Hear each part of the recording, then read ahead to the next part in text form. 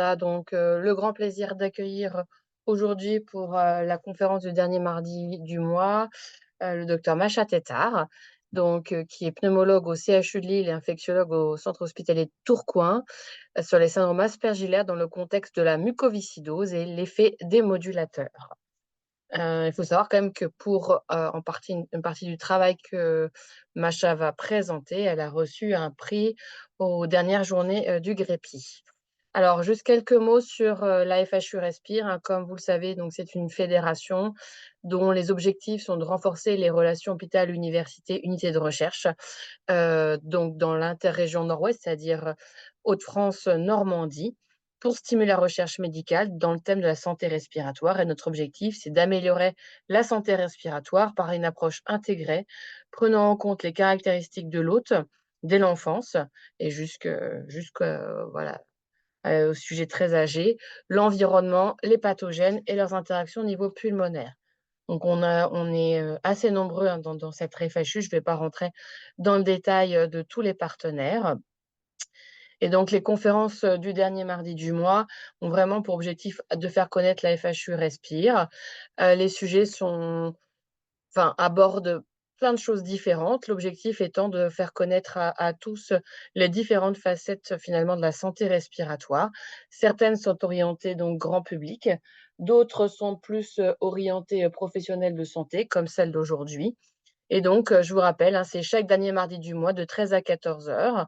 Et l'idéal, c'est que vraiment tout soit terminé à 14 heures, échange compris.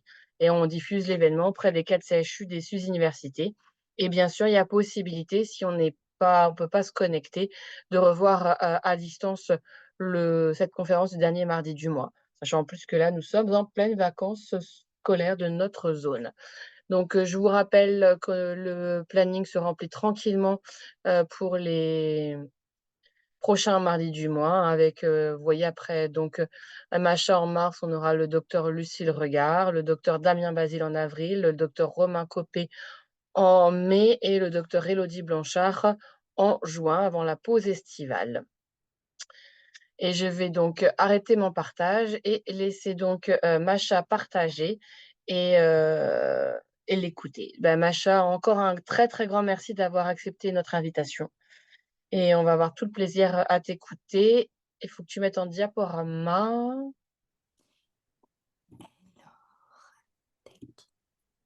Est-ce C'est que c'est parfait. bon pour Ouais, vous? c'est nickel. Super.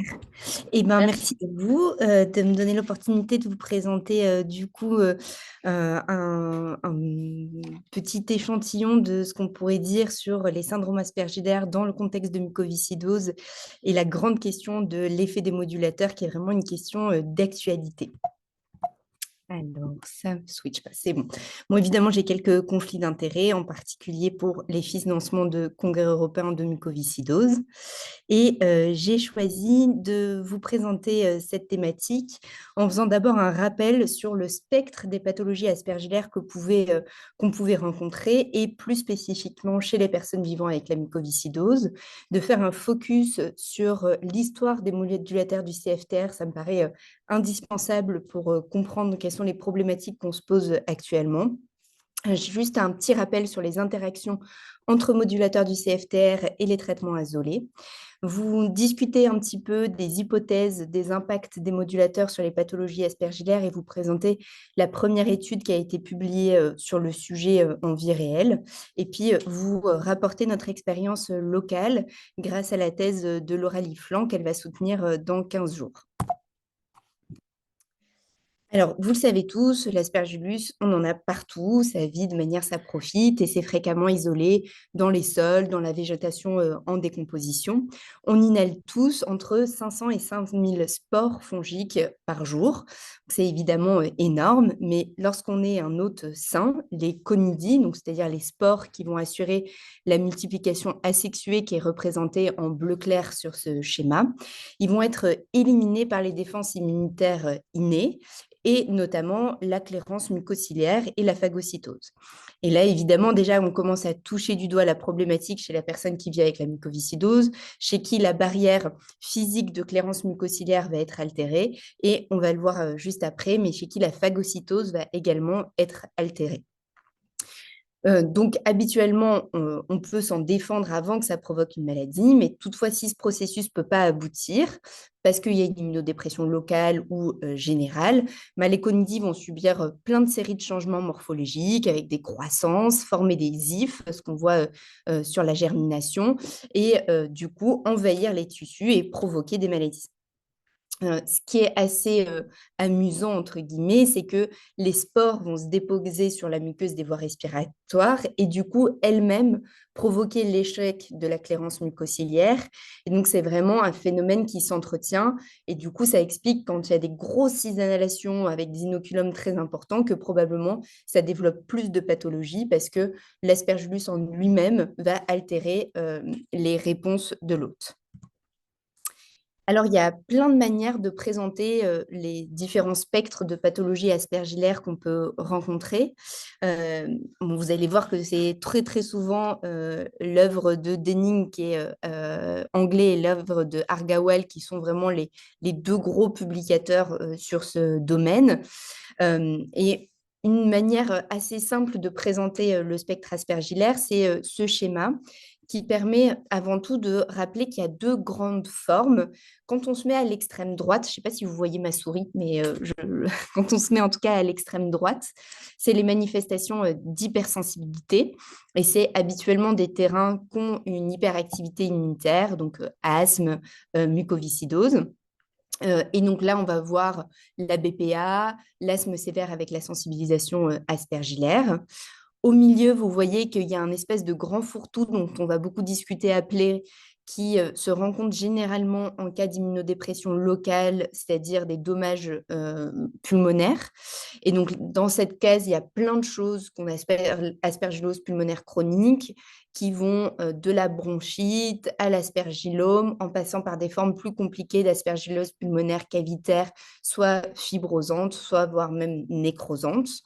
Et puis, à l'extrême gauche, vous avez vraiment des manifestations infectieuses sévères qui vont préférentiellement se rencontrer chez des gens immunodéprimés. Et quand ils n'ont pas de statut immunodéprimé connu, on va aller traquer est-ce qu'il n'y a pas une immunosuppression sous-jacente. Et donc là, ça va être l'aspergillose semi-invasive qui est un tableau entre 1 et 3 mois. Et puis l'aspergillose invasive, que là, vraiment, généralement, on rencontre plutôt dans les services d'hématologie avec des tableaux très brutaux, très sévères. Évidemment, dans le cadre de la mucoviscidose, les rares fois où on voit des aspergilloses invasives, c'est vraiment généralement post-transplantation et normalement, on prescrit une prophylaxie soit à base d'azolé, soit à base d'amphotericine B inhalée. Une autre manière de présenter la pathologie, le spectre de pathologie aspergillaire, c'est de les distinguer en invasion tissulaire par les ifs ou non. Et ça, c'est simplement déjà pour souligner que tout ce qui est forme chronique aspergillaire, pulmonaire, il n'y a pas forcément d'invasion tissulaire. Et donc, c'est des tableaux qui sont beaucoup plus abâtardis, qui vont être beaucoup plus traînants, mais quand même potentiellement très sévères. On va le voir juste après. Au sein même des formes liées aux hypersensibilités, il y a plein de sous-classes, par exemple dans l'aspergillose bronchopulmonaire allergique. C'était simplement pour vous faire un petit rappel sur cette classification adaptée depuis Argawal, où en gros ils disent si vous avez un asthme, et on pourrait aussi le décliner avec la mucoviscidose, des exacerbations, des moules bronchiques, une symptomatologie clinique compatible et des IgE totales élevées. On va rechercher d'autres arguments pour une atteinte aspergillaire, en particulier des eosinophiles, des précipitines. Et si ces éléments sont positifs, 2 sur 4, on va conclure que c'est une ABPA sérologique. Et puis s'il y a des bronchectasies associées, on va l'appeler ABPA-B pour bronchectasie. Si en revanche, il n'y a que des arguments cliniques et une sensibilisation aspergillaire, mais des IgE totales qui sont inférieurs à 1000, généralement, on va conclure à un asthme avec une sensibilisation fongique. Et puis, c'est intéressant quand même de l'évoquer. Si on n'a pas vraiment de sensibilisation aspergillaire, mais un tableau vraiment clinique compatible avec un phénomène bronchopulmonaire allergique, il faut savoir évoquer les autres champignons. Alors, c'est un peu plus rare en France que dans d'autres pays, mais on a des cas, par exemple, dans notre cohorte de mucoviscidose, de cédosporiose bronchopulmonaire allergique. Donc, simplement pour rappeler les critères de définition d'ABPA qui sont repris dans le PNDS de 2021. Donc, il y a plusieurs classifications possibles, mais on s'en fiche un peu. Ce qui compte de retenir, c'est qu'il y a vraiment des conditions qui sont prédisposantes et que la mucoviscidose en fait partie, qu'il y a des critères qui sont plus ou moins indispensables, qui prouvent une sensibilisation, donc soit des IgE spécifiques aspergillaires, soit des IgE totales élevés. Et vous voyez que les chiffres ne sont pas tout à fait les mêmes selon les classifications 417, 500. Et puis qu'il y a d'autres critères qui vont nous orienter vers ça, c'est des critères scanographiques. Alors évidemment, des bronchiectasies, il y en a toujours dans la mucoviscidose, donc on voit bien que ça va être déjà difficile, peut-être parfois un peu plus difficile de faire le diagnostic. Et puis des paramètres biologiques à type de précipitine, d'hyperéosinophilie. Alors, on le disait, l'aspergillose pulmonaire, c'est relativement fréquent, hein. Vous voyez, donc là, c'est des données en France de 2009 à 2018. Il y avait 17 290 patients qui ont été hospitalisés pour une aspergillose pulmonaire chronique, avec une prévalence qui est croissante au cours de cette période et avec des taux de mortalité qui sont quand même importants, puisqu'on était à 17% lors de la première hospitalisation et jusqu'à 45% à 5 ans. Évidemment, parce que ça survient chez des terrains un peu particuliers, type DDB, BPCO, emphysème, néoplasie pulmonaire. Et puis, vous voyez aussi que le spectre des hypersensibilités, qui là est beaucoup moins sévère, mais est très fréquent, avec un taux d'ABPA de 145 pour 100 000 habitants. Alors j'aime bien cette discussion ouverte par le groupe de travail de l'ICHAM parce que ça permet un peu de se poser des questions sur quel est l'œuf de la poule entre bronchiectasie et aspergillus et probablement qu'on n'a pas encore tout dégoté. Ce qu'ils arrivent à dire, c'est que, par exemple, pour la BPA, certes, ça survient plus déjà sur des terrains de bronchiectasie, mais la BPA en elle-même, du fait de l'inflammation chronique, va elle-même engendrer des bronchiectasies. Donc, c'est globalement le cas pour aussi la bronchite aspergillaire, pour les formes un peu chroniques. Et par contre, ce n'est pas le cas a priori pour les aspergilloses invasives. Ça ne va pas forcément causer de bronchiectasie au long cours. Là, c'est vraiment un phénomène d'invasion tissulaire très brutal. On n'est pas du tout sur le même type de pathologie. Alors, il y a des définitions, on va dire, un peu plus précises dans le cadre de la mucoviscidose, et c'est ce qu'on va décliner sur un espèce de schéma en rond pour vous montrer qu'il y a plein de formes frontières et que souvent, toutes ces pathologies du spectre aspergillaire, en fait, elles vont se chevaucher. Donc, la colonisation, ça reste des expectorations positives à Aspergillus. Là, on pourrait déjà discuter, mais il y a plein de pays où on fait des PCR Aspergillus sur les crachats. Nous, on n'a pas ça comme habitude. Pour la BPA, il y a vraiment des critères diagnostiques spécifiques à la mucoviscidose qui ont été définis parce qu'ils ont déjà des bronchiectasies. Donc, par exemple, on ne va pas le retenir dans les critères de base, mais c'est des gens qui ont des exacerbations sans autre cause infectieuse retrouvée, avec des IgE total élevés, des IgE spécifiques élevés, et souvent d'autres paramètres aspergillaires, type sérologie, voire des hyperdensités spontanées qui sont assez pathognomoniques au scanner. La sensibilisation, c'est soit des IgE spécifiques, soit des prick tests positifs. Ça, c'est pas propre à la mucoviscidose. Et puis, il y a, on va dire, un petit onglet patient traité qui peut paraître un peu fourre-tout, mais qui, en fait, en vie réelle, est hyper important. Parce que souvent, on a des patients qui vivent avec la mucoviscidose qui ne rentrent pas forcément exactement dans les critères d'ABPA ou de bronchite aspergillaire, et pourtant qui vont être améliorés de manière drastique par azolé et qui vont du coup poursuivre au très long cours. Et donc, c'est quand même des gens qui nous intéressent à regarder. Et justement, pour terminer, la définition de la bronchite aspergillaire, alors c'est une définition qui est propre aux gens qui sont immunocompétents, donc pas vraiment que mucoviscidose, mais chez l'immunocompétent. C'est une sérologie positive, soit en ELISA, soit en double immunodiffusion, associée à des expectorations positives et ou un traitement par azolé. Alors, dans la population vivant avec la mucoviscidose, est-ce qu'on a des datas sur est-ce que c'est fréquent? Eh bien, oui, on a quelques données, même si c'est très difficile de faire entrer dans les gens dans des cases, puisque vous voyez, ce spectre est tellement compliqué. Mais la BPA, on va dire que ça va entre 2 et 14%. Il y a probablement des grosses variations géographiques parce que dans les cohortes canadiennes et américaines, on est plutôt autour de 2%, alors que dans le registre européen de mucoviscidose, sur plus de 12 000 patients, on est plutôt autour de 11%. La sensibilisation, bah, c'est des chiffres qui sont évidemment énormes, c'est entre 39 et 54%.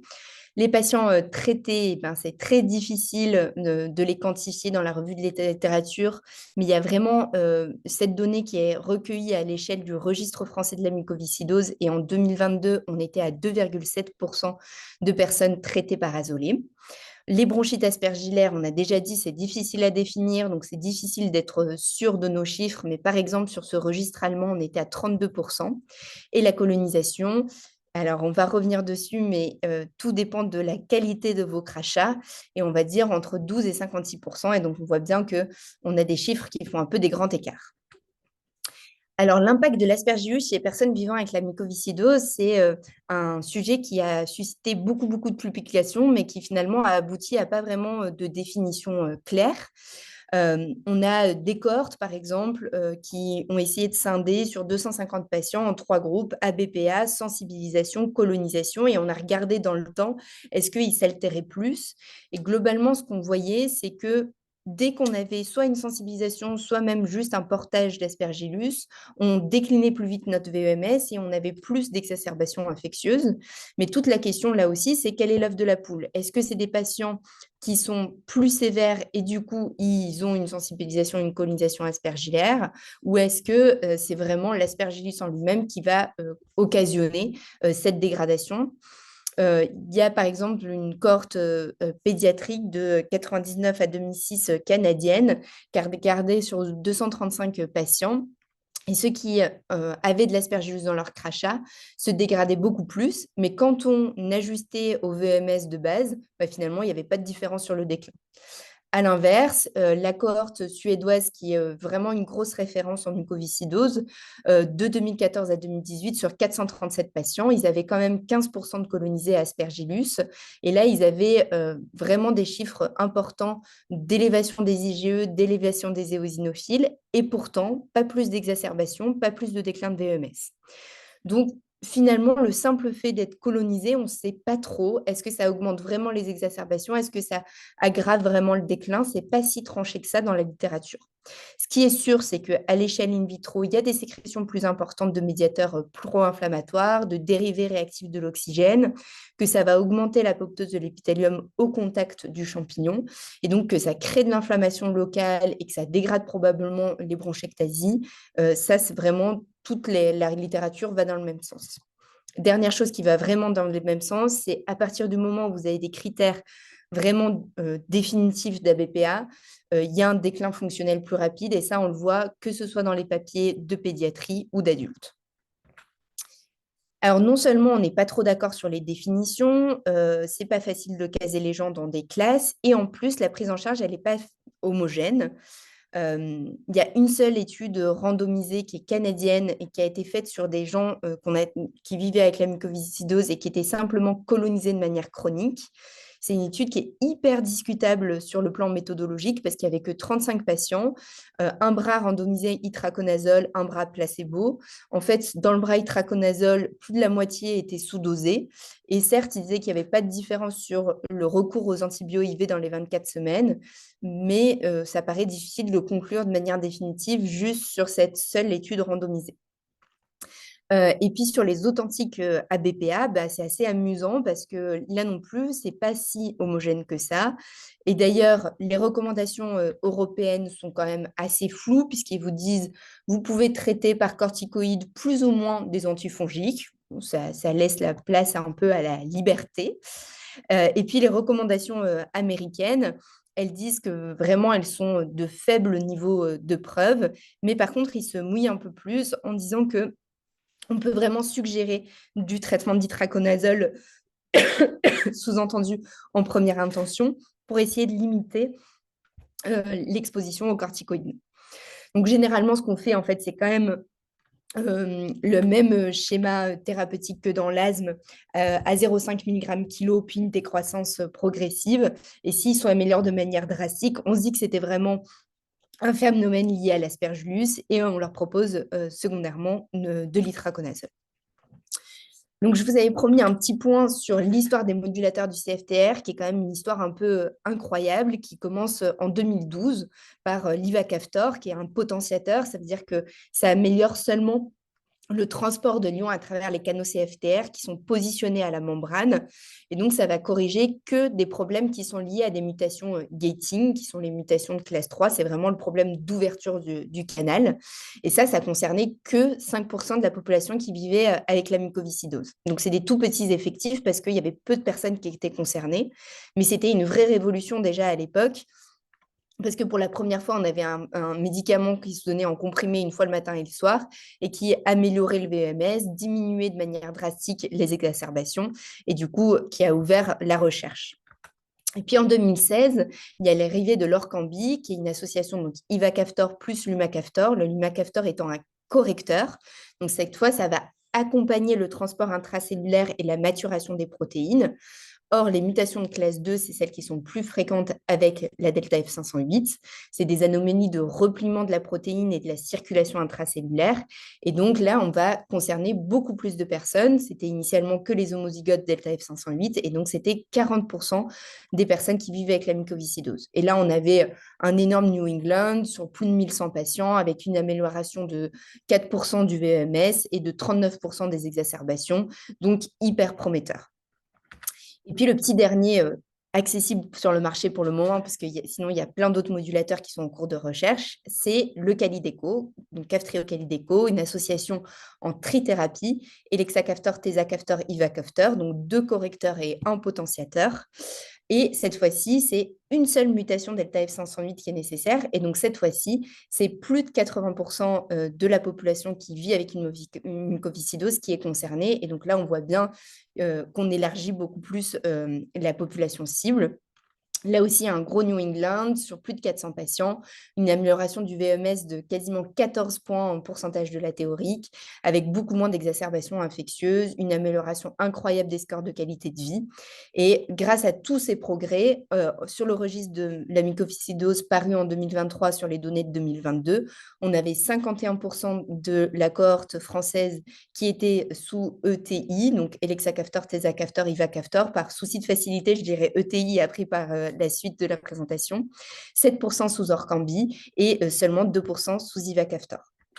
Et puis ça, c'est juste pour vous dire un tout petit mot, mais pour vous dire qu'on a beaucoup, beaucoup de chance en France, en grande partie grâce à Pierre-Régis Burgel, qui est pneumologue à Paris, parce qu'on a un dispositif assez exceptionnel depuis juin 2023 en accès compassionnel pour des gens qui n'ont pas de mutation delta F508, mais initialement qui étaient sévères. Et depuis 2024, de l'ETI en accès précoce, donc ça marche un peu comme la Primakine pour les infectiologues, c'est une plateforme vraiment dédiée pour faire cette demande.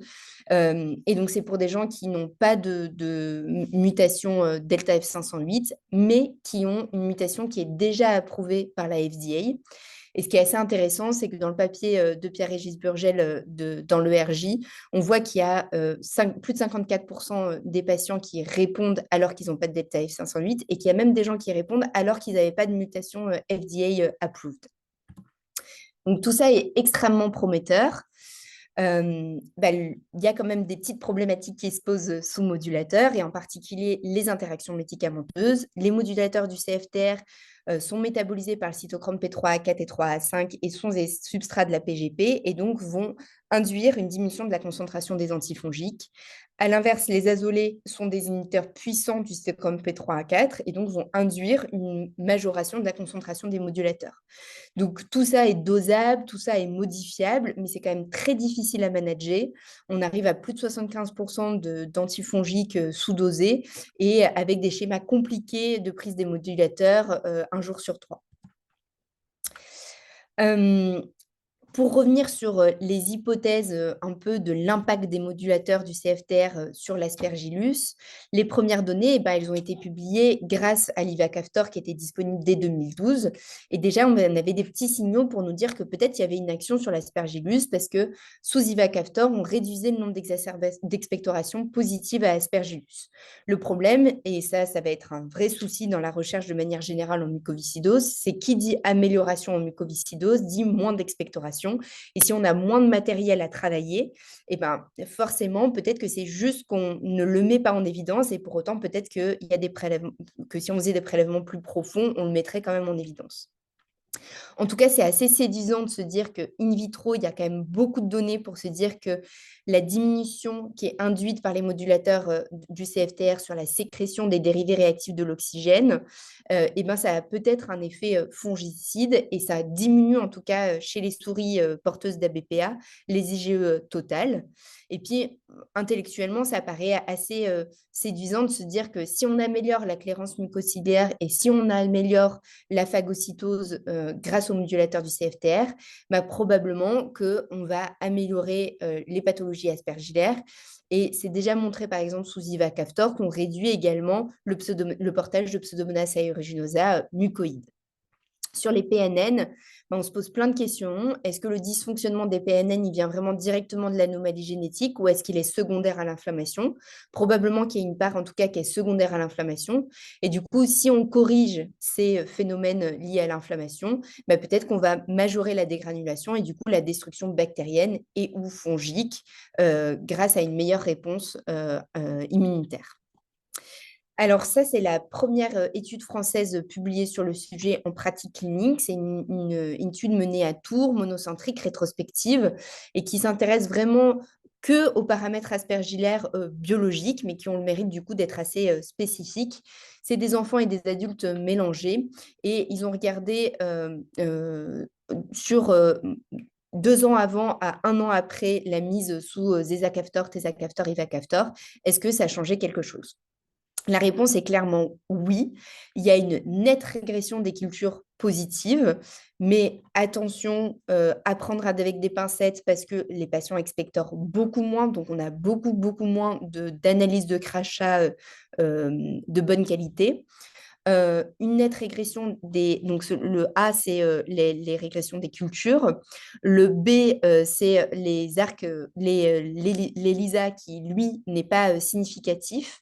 Mais ça, on se dit que peut-être ça pourrait être expliqué par une technique qui est trop sensible et qui, du coup, est capable de détecter même plus tardivement, après la clairance du champignon, des anticorps. Alors que, vous le voyez, en arc de précipitation, donc en double immunodiffusion, là, on avait vraiment une différence significative entre avant et après le modulateur du CFTR. Et le dernier élément qui est intéressant, c'est la réponse IgE spécifique Aspergillus, qui là aussi est statistiquement significative. Donc, c'est des données qui sont un peu pêle-mêle, enfants, adultes, on ne sait pas exactement s'ils sont traités, pas traités, mais en tout cas, c'est des résultats préliminaires qui sont assez encourageants. Et donc, dans ce sens-là, on a essayé de regarder sur notre échelle locale.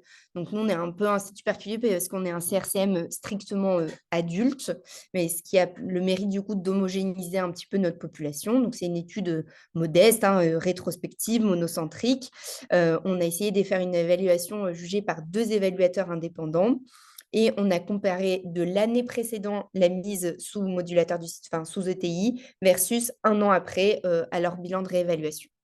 Donc, on a 291 personnes qui vivent avec la mucoviscidose, 176 qui étaient sous ETI en mai 2022 parce qu'on voulait être sûr d'avoir leur bilan de réévaluation disponible à M12. 67 n'avaient pas de pathologie aspergillaire, donc n'étaient pas inclus. Et malheureusement, on n'avait que 77 patients avec des données complètes M0, M12. Si on reprend notre petit schéma de tout à l'heure sur les spectres aspergillaires, on avait 23 patients qui répondaient vraiment à la définition d'ABPA suscitée, 49 qui avaient une sensibilisation, donc soit un IgE spécifique, soit un prick test positif, 37 qui avaient été traités dans le passé ou étaient présentement traités par azolé, 33 qui répondaient à la définition de bronchite aspergillaire chez l'immunocompétent et 51 qui avaient une colonisation, c'est-à-dire des expectorations positives dans l'année qui précédait la mise sous ETI. Notre population, globalement, c'était 53% d'hommes, une moyenne d'âge de 31 ans, 58% d'homozygotes delta F508, 92% qui avaient une insuffisance pancréatique exocrine. Et vous voyez qu'il y a une amélioration globale qui est évidente, puisque l'IMC prend quasiment 2 points entre le M0 et le M12, une diminution drastique de la toux, de la dyspnée, mais aussi du coup des ECBC disponibles. Beaucoup moins de cure antibiotique IV, beaucoup de points de cure antibiotique Péros. Tout ça, c'est vraiment ce qu'on retrouve dans toutes les cohortes et une amélioration incroyable du VMS qui passe de 88% de la théorique à 66% à M12. Il y avait une amélioration globale, clinique, radiologique, biologique chez 70 patients, soit 91% de la cohorte. Dès qu'on avait un paramètre qui s'aggravait, on considérait qu'ils étaient aggravés. Si tout était stable, ils étaient stables. Et s'ils avaient de l'amélioration et de la stabilité, par exemple amélioration clinique et radiologique, mais stabilité biologique, ils étaient considérés comme améliorés. Et donc, ce qu'on a trouvé intéressant, c'était que comme on avait toutes les données cliniques, biologiques, on pouvait aller vraiment dans le détail, regarder l'évolution par pathologie du spectre aspergillaire et regarder comment évoluaient les patients sous ETI. Donc, parmi nos 23 patients qui avaient une ABPA, quasiment tous s'améliorent cliniquement, scanographiquement. Et ce qui va nous intéresser le plus dans le cadre de la BPA, c'est évidemment les IgE totales et les IgE spécifiques. Il y avait une amélioration qui était statistiquement significative avec un petit p inférieur à 0,05 et on passait de 707 IgE total à 369 en médiane. Donc vraiment une diminution, vous voyez, qui est parallèle à celle des IgE spécifiques. Parmi nos 33 patients qui présentaient une bronchite aspergillaire, 94% d'amélioration clinique, 85% d'amélioration des scanners, et puis une amélioration biologique notable. Et donc là, on s'est centré vraiment sur les arcs d'Aspergillus fumigatus, donc en double immunodiffusion. Il y a une différence statistiquement significative avec un petit p inférieur à 0,05. Et on a une différence également statistiquement significative en ELISA, ce qui n'était pas dans le cas dans l'étude de Tours, mais qui ressort dans notre cohorte. Pour les patients traités, on partait de chiffres qui sont déjà plus bas en arc aspergillaire, puisque vous voyez, ils partaient de 2,32 en médiane, mais il y avait quand même une différence significative avec moins 1,4 arc et une différence là aussi statistiquement qui ressort avec un petit p inférieur à 0,5.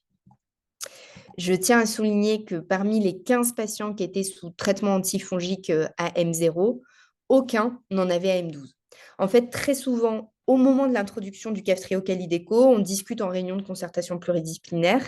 Et puis, si on juge que ça vaut le coup d'essayer de l'arrêter d'emblée, de le mettre d'emblée à pleine dose de Kaftrio-Calideco, on arrête à ce moment-là l'antifongique. Et puis, pour certains patients, 5 dans notre cohorte, on a d'abord commencé avec des posologies diminuées de Kaftrio-Calideco et on a laissé les antifongiques. Et très rapidement, les gens s'amélioraient tellement de manière spectaculaire qu'à un mois, on prenait la décision d'arrêter les traitements antifongiques. Et finalement, à M12, aucun n'avait désasolé, avec toujours une amélioration clinique et biologique.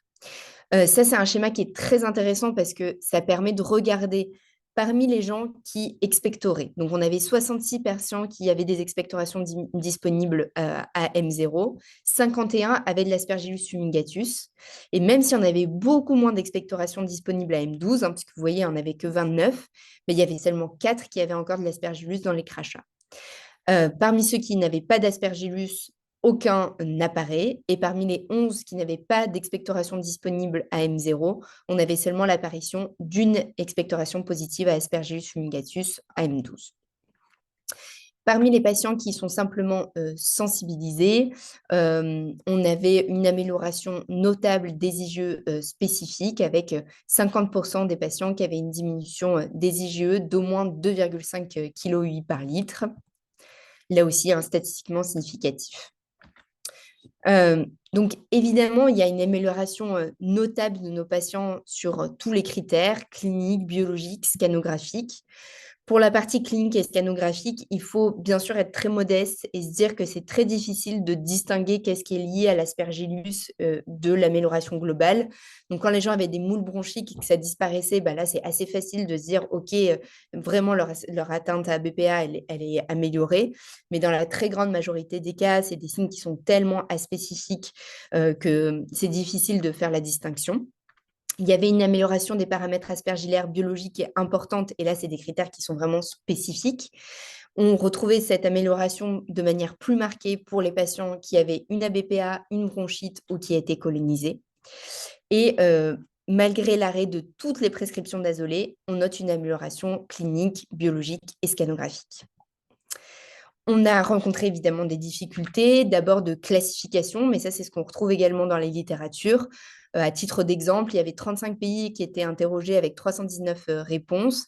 Et en fait, la manière de définir la bronchite aspergillaire et la BPA dans la mucoviscidose était hyper différente selon les pays. Par exemple, aux États-Unis et au Canada, la définition de bronchite aspergillaire est pas vraiment, c'est pas une notion qu'ils utilisent au quotidien. Et il y avait des difficultés évidemment aussi de critères de jugement, parce que vous l'avez vu, c'est un gros spectre aspergillaire, et vous le voyez sur le tableau de droite, on ne va pas regarder les mêmes paramètres selon ce qu'on regarde chez des gens qui sont juste sensibilisés, juste avec une ABPA, qui ont aussi une infection, aussi une bronchite. Et il y a des paramètres qu'on fait par exemple jamais, comme la RT-PCR aspergillus dans les crachats, alors que dans la littérature, on le retrouve de manière fréquente, ce qui rend un peu difficile notre validation externe. Néanmoins, on retrouve des chiffres qui sont complètement concordants avec les études in vitro et avec la première étude Tourangelle sur le sujet. Et donc, même si ça reste une étude monocentrique, il faut évidemment poursuivre les investigations, mais c'est hyper prometteur. Et la question qui se pose, c'est finalement, est-ce que les atteintes aspergillaires vont continuer à être une problématique dans la population qui vit avec la mucoviscidose? Bah, peut-être pas, parce que grâce à l'avènement des modulateurs, à l'effet direct et indirect sur les pathologies aspergillaires, peut-être qu'à terme, on n'aurait plus besoin de toute cette pression antifongique qu'on peut encore voir actuellement. Donc, il reste du pain sur la planche, mais en tout cas, ça donne envie d'étudier pas mal de choses sur le sujet. Et puis, on espère aussi qu'à terme, toutes les personnes qui vivent avec la mucoviscidose seront éligibles au modulateur du CFTR, parce que c'est vraiment une grande plainte des associations de patients. C'est que même si on dit à la tout va que c'est révolutionnaire, mais il y a quand même encore une partie de la population qui ne peut pas en bénéficier et pour qui c'est très difficile aujourd'hui de vivre avec la mucoviscidose. Voilà, je reste ouverte à toutes vos questions, s'il y en a. Merci beaucoup. J'aime beaucoup ta dernière qui est fort sympathique. Est-ce qu'il y a des questions dans l'auditoire?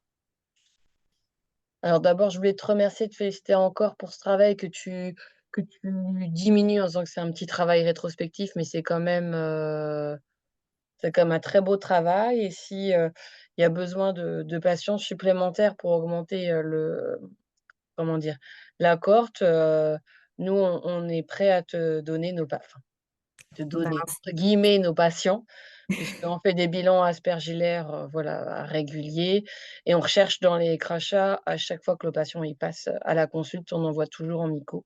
Alors on fait pas non plus, de PCA sur les crachats, hein, mais voilà, on a des patients potentiels pour pouvoir, encore donner un peu plus que tu aies un peu plus de data, et si ça et ben, t'intéresse, en tout cas, heu, à et Amiens. Et pour le coup, on avait écouté, ce que ton interne a présenté à la journée des CRCM, la semaine dernière, lundi dernier, enfin lundi, il y a 10 jours.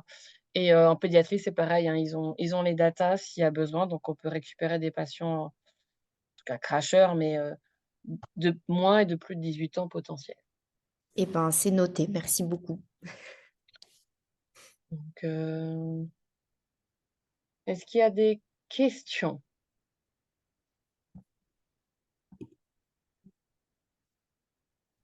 Alors, ça n'a pas l'air de venir, pour le moment. Hem, En termes donc là, tu nous as montré un petit peu les résultats qui sont ouais, on est hyper content, même si comme tu le dis, il y a forcément des gros biais puisqu'il y en a un certain nombre qui crachent plus.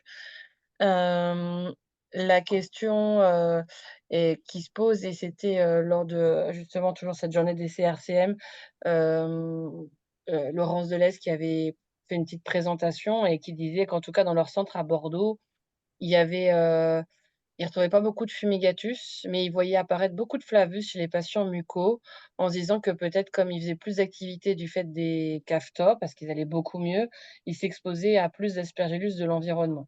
Alors je sais pas si tu as un avis, une Ouais, et il y a, quelques données aussi, sur, est-ce que, on est par exemple, en bactériologie, est-ce que la flore, microbienne évolue?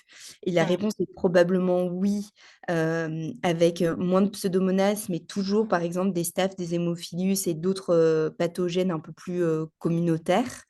Et après pour, la population fongique, il y a pas d'études, en tout cas j'en ai pas trouvé parce que j'ai cherché, il y a pas d'études, cliniques. Par contre, ils se posent la question, sur des études in vitro de l'émergence d'autres aspergillus et d'autres même mycoses, type Pseudosporium, et c'est une des questions.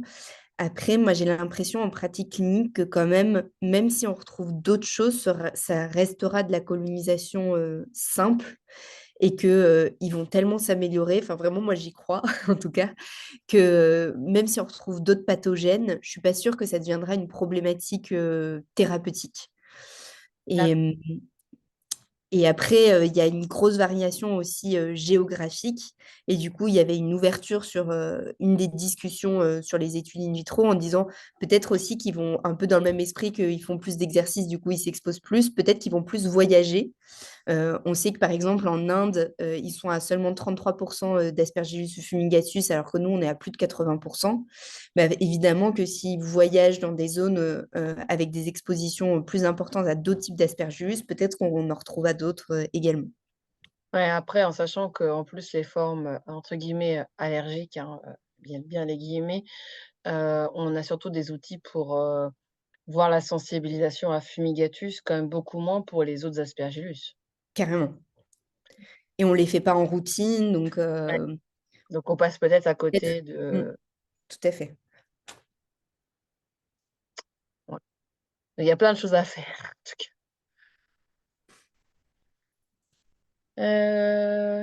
Bon tu dû être limpide, hein, parce qu'il y a toujours pas de questions qui arrivent. Après je pourra faudra qu'on réfléchisse peut-être à la suite, en prospectif, hein, parce que et tu vas avoir en plus des alors je sais pas combien de patients ne sont pas sous Caftor. Il y en a Hem, plus tant que ça. Bon, il y en a forcément puisque malheureusement, je crois que Camille avait refait, le point sur notre cohorte et là, on est à plus de 80, sous ETI, donc ouais, ça laisse plus grand monde, sur le côté et puis là, on a eu une demande d'accès précoce, qui a été validée la semaine dernière, donc on sent que, on va réduire, à peau de ça va chagrin, ouais. et les gens qui ont pas la cette chance, d'y accéder, quoi. Ouais, ouais et puis comme, de toute façon, le peu qui reste, ce sera probablement des formes, enfin, ce sera difficilement comparable, dirons-nous. Complètement. Après, c'est sûr que ça vaut le coup de continuer à suivre ces patients parce qu'on ne sait pas dans l'avenir ce qu'ils pourront enfin, ce qui va Ouais, ressortir, et puis là, bah, forcément, il y a aussi beaucoup plus de données qui sortent, sur les effets secondaires, en particulier, psychiatriques, chez les adolescents surtout, et du coup, est-ce que bon, il y a pas mal de nos patients là, sur des effets secondaires, sur des troubles du sommeil et sur des idées suicidaires. On a modifié les posologies à plus qu'1 comprimé, le matin de Kaftrio au lieu de 2. Mmh. On a l'impression que l'amélioration clinique, elle reste, mais est-ce que du coup, il va y avoir un impact, sur des critères un peu plus, mineurs? Tout ça, je pense que c'est des questions en effet qui vont être ouvertes, dans la décennie à venir, quoi. Mmh. En sachant en plus qu'il faut qu'on s'intéresse à la partie bactérienne parce qu'on sait qu'il y a quand même des liens très forts entre l'Aspergillus et certaines bactéries, hein, notamment chez Carrément. les muco. Et ça, je crois qu'il y avait les, bactériaux, qui étaient intéressés pour essayer de faire des expectorations induites, de manière systématique pour essayer Mmh, d'avoir un peu plus de matériel. J'ai cru entendre qu'ils voulaient essayer de faire une étude, avec plusieurs CRCM, c'est sûr que ça nous inquiète un peu tous, quoi. On a envie de savoir qu'est-ce qui se passe. c'est ça. Et oui, il y a encore beaucoup, beaucoup d'inconnus, hein. Mmh. Mais c'est excitant. Ah tout à fait. Non, non, non, mais c'est pour ça qu'il faut que tu ailles plus loin et que, en tout cas, nous, on sera ravis, si tu veux élargir la cohorte, au moins déjà sur les Hauts-de-France. Bah, Après, carrément. je sais pas, alors là, pour le coup, il y a pas tant de Normands que ça et les Normands que je vois connectés sont plutôt, branchés virus OK. que branchés bactéries ou champignons. Et là, c'est les champignons qui nous intéressent.